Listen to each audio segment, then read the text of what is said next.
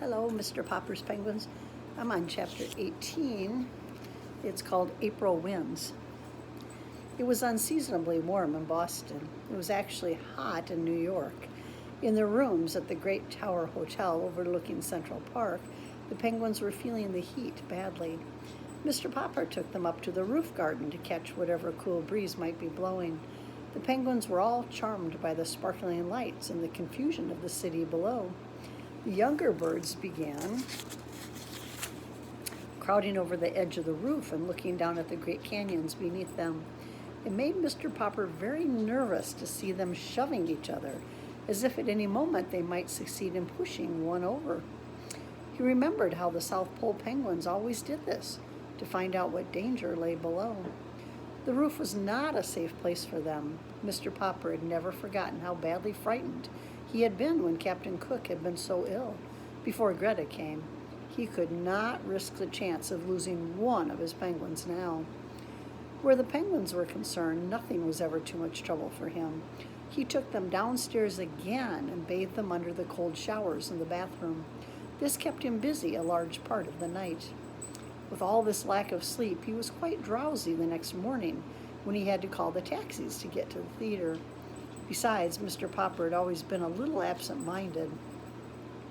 That is how he made his great mistake when he said to the first taxi driver, "Regal Theater." "Yes, sir," said the driver, threading his way in and out of the traffic of Broadway, which greatly interested both the children and the penguins. They'd almost reached the theater when the driver suddenly turned. "Say," he said, "you don't mean to say those penguins are going to be on the same bill with the Swenson Seals, do you?" "I don't know who else is on the bill," said Mr. Popper, paying him. "Anyway, here's the Regal." And they piled out and filed into the stage entrance. In the wings stood a large, burly, red-faced man. "So these are the Popper performing penguins, huh?" he said. "Well, I want to tell you, Mr. Popper, that I'm Swen Swenson, and those are my seals in there on the stage now, and if your birds try any funny business, it'll be too bad for them. My seals are tough. See? They'd think nothing of eating 2 or 3 penguins apiece." From the stage could be heard the hoarse barks of the seals who were going through their act. "Papa," said Mrs. Popper, "the penguins are the last act on the bill. You go run back quick and get those taxis, and we'll let the penguins ride around a while until it's time for their number." Mr. Popper hurried out to catch the drivers. When he returned, it was too late. The Popper performing penguins had already discovered the Swenson Seals. "Papa, I can't look!" cried the children. There was a sound of dreadful confusion on the stage. The audience was in an uproar, and the curtain was quickly run down.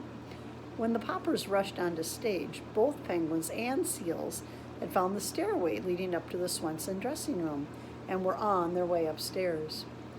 "I can't bear to think what's happening up there," said Mrs. Popper with a shudder. Mr. Swenson only laughed. "I hope your birds were insured, Popper," he said.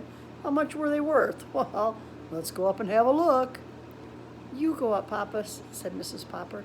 "Bill, you run out of the theater and call the police to come and try to save some of our penguins." "I'll get the fire department," said Janie.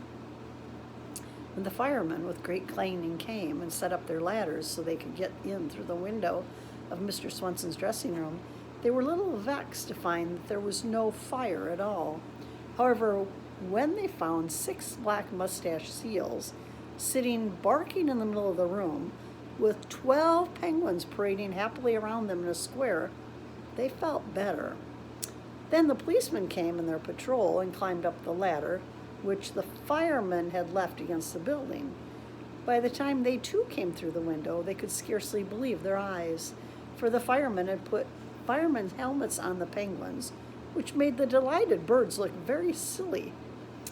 Seeing the firemen so friendly with the penguins, the policemen naturally took sides with the seals and put policemen's caps on them.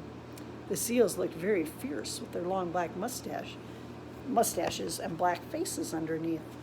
The penguins under the firemen's helmets were parading in front of the policemen, while the seals in their policemen's caps were barking at the firemen when Mr. Popper and Mr. Swenson finally opened the door. Mr. Popper sat down. His relief was so great that for a moment he could not speak. "You policemen had better get your hats off my seals now," said Mr. Swenson.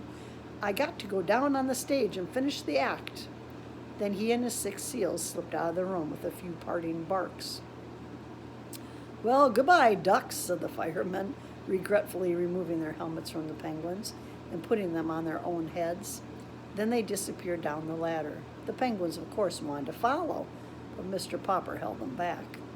Just then the door flew open, and the theater manager burst into the room.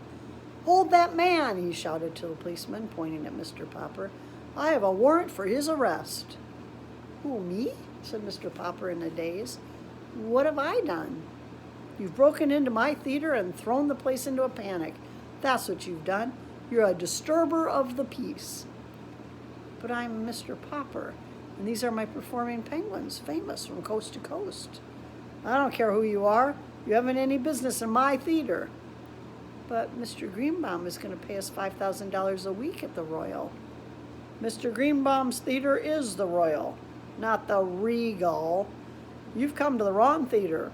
Anyway, out you go, you and your performing penguins. The patrol is waiting outside for you."